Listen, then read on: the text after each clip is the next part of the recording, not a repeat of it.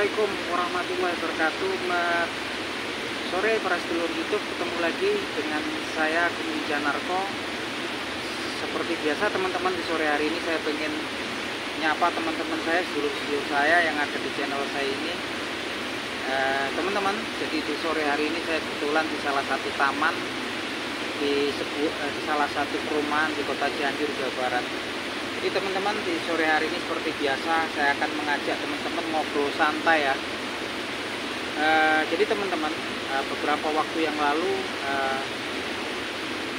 kita mendengar ya, kita melihat di medsos bahwasanya ada seorang tokoh di Indonesia ya, seseorang di Indonesia yang kemudian memberikan pernyataan yang sifatnya diskriminatif, sara, dan condong kepada hal-hal yang bersifat rasis ya teman-teman, yang ditujukan ke salah satu capres yang akan maju di Pilpres 2024 nanti, yaitu Anies Baswedan. Jadi teman-teman, menurut beliau yang berikan pernyataan ini, Anies Baswedan itu tidak pantas ya, tidak cocok, tidak pas untuk maju di Pilpres 2024 nanti, dengan alasan bahwasannya Anies Baswedan itu adalah seorang yang non pribumi gitu kan. Nah, sepertinya hal ini sangat memprihatinkan sekali ya, karena memang membuat negara kita yang sebetulnya kalau menurut saya sudah lebih daripada 50 tahun mengenyam kemerdekaan dan terkenal sebagai negara ketimuran yang berbudaya, memiliki nilai etika yang tinggi, nilai-nilai luhur yang tinggi, kemudian dibawa mundur lagi ke belakang gitu kan. Seperti yang kita tahu untuk saat ini, hal-hal seperti itu sebetulnya udah nggak relevan lagi gitu kan. Karena seperti yang kita tahu, sebagian besar negara-negara bangsa-bangsa yang ada di dunia memang sudah berkomitmen untuk mengikis habis, membabat habis hal-hal yang bersifat diskriminatif, sara, dan rasis dalam segala bidang ya, baik olahraga ataupun dalam politik, semuanya memang sekarang sepakat memang untuk menghilangkan hal tersebut ya gitu kan. Kita sangat sedih kalau kita lihat negara kita ini sekarang memang sebetulnya negara yang sudah 50 tahun merdeka, kemudian ada yang kemudian mencetuskan isu-isu seperti itu lagi ya teman-teman. Jadi tentunya ini juga akan membuat kecewa ataupun sakit hati ya bagi saudara-saudara kita yang notabene adalah warga negara Indonesia, sekalipun mungkin nenek moyang mereka berasal dari luar Indonesia gitu kan. Karena memang mereka juga adalah saudara-saudara kita dan mereka dijamin oleh konstitusi adalah warga negara Indonesia gitu kan. Kita bisa tahu bahwasanya mereka juga banyak yang memang dari mereka yang kemudian menjadi ASN, menjadi pejabat di pemerintahan, kemudian sebagian juga bahkan ada yang tergabung dalam militer dan kepolisian kan. Dan hal itu dijamin oleh konstitusi negara kita. Saya juga nggak ngerti kalau kemudian juga ada tokoh-tokoh, orang-orang tertentu yang karena kalau menurut saya nggak bisa mengkoreksi orang yang mereka nggak sukai, nggak bisa mengkoreksi secara objektif orang-orang yang mereka nggak suka, kemudian mereka mencari-cari kelemahan dan kemudian dapatlah mereka hal-hal yang sepertinya udah nggak relevan, mereka munculkan lagi gitu kan. Hal-hal seperti ini tentunya juga akan menimbulkan kekecewaan ataupun sakit hati kepada saudara-saudara kita yang notabene adalah warga negara Indonesia, sekalipun nenek moyang mereka juga mungkin sebagian berasal dari luar Indonesia gitu kan. Dan saya rasa kita ya, saya sendiri secara pribadi dan teman-teman juga secara keseluruhan memang harus berkomitmen untuk memerangi isu-isu yang bersifat sara, diskriminatif ataupun bahkan rasis ya teman-teman. Kalau kita lihat sekarang negara-negara di dunia itu sebetulnya udah nggak ada lagi yang nganut isu-isu tersebut gitu kan. Sebagai contoh kalau kita lihat gitu kan, bahkan sekelas negara seperti Inggris gitu kan, UK gitu kan, Perdana Menteri daripada Britania Raya adalah saat ini adalah seorang kulit berwarna, non kulit putih dan keturunan India beragama Hindu. Dia bernama Rishi Sunak kan.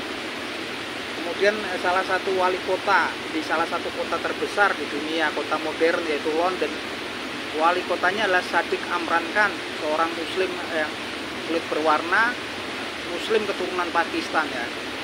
Dan kita bisa lihat gitu kan, di negara Skotlandia perdana menterinya adalah Amran Yosef kan. Amran Yosef ini sebetulnya adalah seorang India keturunan Punjab ya, yang saat ini menjadi menjadi orang kulit berwarna pertama kali yang menjadi perdana menteri di Skotlandia gitu kan. Kalau kemudian kita geser ke sebelahnya, di situ ada negara Irlandia. Perdana menteri Irlandia saat ini juga adalah seorang keturunan India gitu kan. Keturunan India, kulit berwarna, keturunan India kan. Eric Varadkar ya. Nah, itu kalau kita lihat, kalau dari hal-hal tersebut memang bahkan negara-negara barat, negara-negara maju sekelas Eropa pun nggak masalah untuk mereka ketika kemudian beberapa negara kemudian wali kotanya, perdana menterinya kemudian dipimpin oleh orang yang berlainan ras dengan mereka gitu kan, bahkan ras kulit berwarna yang asalnya dari Asia gitu kan. Nah, kita nggak ngerti justru bangsa kita yang memang secara budayanya dikenal tinggi, memiliki nilai etika, memiliki nilai-nilai budaya dan nilai-nilai luhur yang sangat tinggi gitu kan.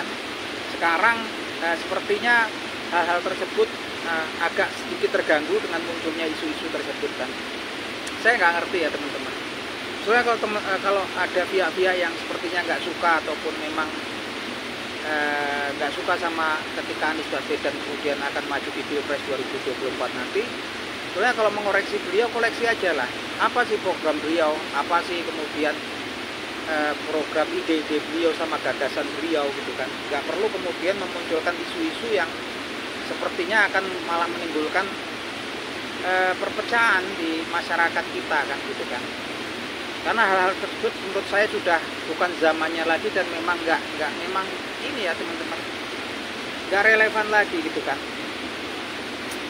Jadi kalau bisa teman-teman ya, menurut saya kalaupun memang kalian ada yang nggak suka sama Anies Baswedan, ya udah kan cepat lihat sesuai, adu gagasan, adu argumen, adu gagasan gitu kan, adu program, apa sih programnya Anies Baswedan gitu kan.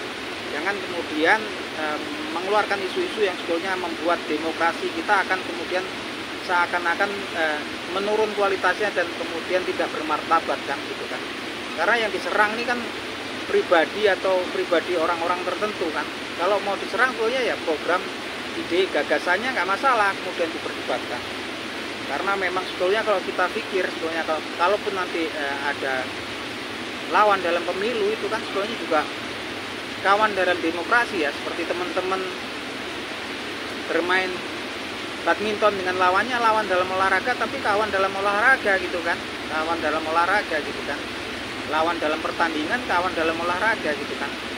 Sampai kayak sepertinya aneh kan kemudian yang diserang ada beberapa capres, yaitu ada kemudian pada diserang gitu kan. Kalau kemudian capresnya cuma satu atau malah nggak ada capresnya cuma satu, nanti jatuhnya kita bukan negara demokrasi ya. Karena memang negara demokrasi itu memberikan kebebasan gitu kan untuk rakyat untuk memilih pilihan-pilihan daripada yang ada nanti, artinya kan. Kalau kemudian nggak ada pilihannya ya jatuhnya bukan negara demokrasi gitu kan kita kan. Dan saya pikir ada baiknya kemudian kita berpikir dingin gitu kan, dan untuk para relawan ataupun sahabat ataupun sedulur-sedulur Anies Baswedan, saya pikir nggak perlu terpancing, nggak perlu respon secara agresif isu-isu tersebut, tapi cukup kemudian kita memberikan informasi yang benar tentang Anies Baswedan gitu kan, memberikan fakta-fakta yang benar tentang beliau, hal-hal yang positif tentang beliau gitu kan. Nggak perlu kemudian memancing ataupun menyerang balik, karena hal tersebut malah nanti akhirnya akan menambah keruh, meningkatkan tension gitu kan. Yang pada dasarnya kalau menurut saya isu-isu yang seperti itu sebetulnya untuk jangka panjang sebetulnya akan bernilai positif malah untuk Anies Baswedan. Karena kenapa? Karena sekian banyaknya sekarang serangan ke Anies Baswedan gitu kan, membuat nanti banyak lapisan masyarakat akhirnya pengen tahu ada apa sih sama Anies Baswedan ini kan. Terus siapa sih sebetulnya Anies Baswedan ini gitu kan. Dan tugas kita sebagai simpatisan Anies Baswedan, relawan Anies Baswedan, tentunya cukup memberikan informasi yang benar tentang Anies Baswedan, memberikan fakta-fakta yang faktual tentang Anies Baswedan, dan juga memberikan berita info-info yang positif tentang Anies Baswedan gitu kan. Masalah kemudian nanti yang menang apakah Prabowo Subianto, Anies Baswedan ataupun Ganjar Pranowo, yang jelas ketika pemilu sudah berjalan dengan baik, artinya demokrasi juga berjalan dengan baik gitu kan. Dan pada akhirnya yang terpilih adalah aset terbaik bangsa Indonesia, putra terbaik bangsa Indonesia. Oke, itu teman-teman, salam seduluran dari saya Budi Janarko dari Cianjur, Jawa Barat. Matur nuwun.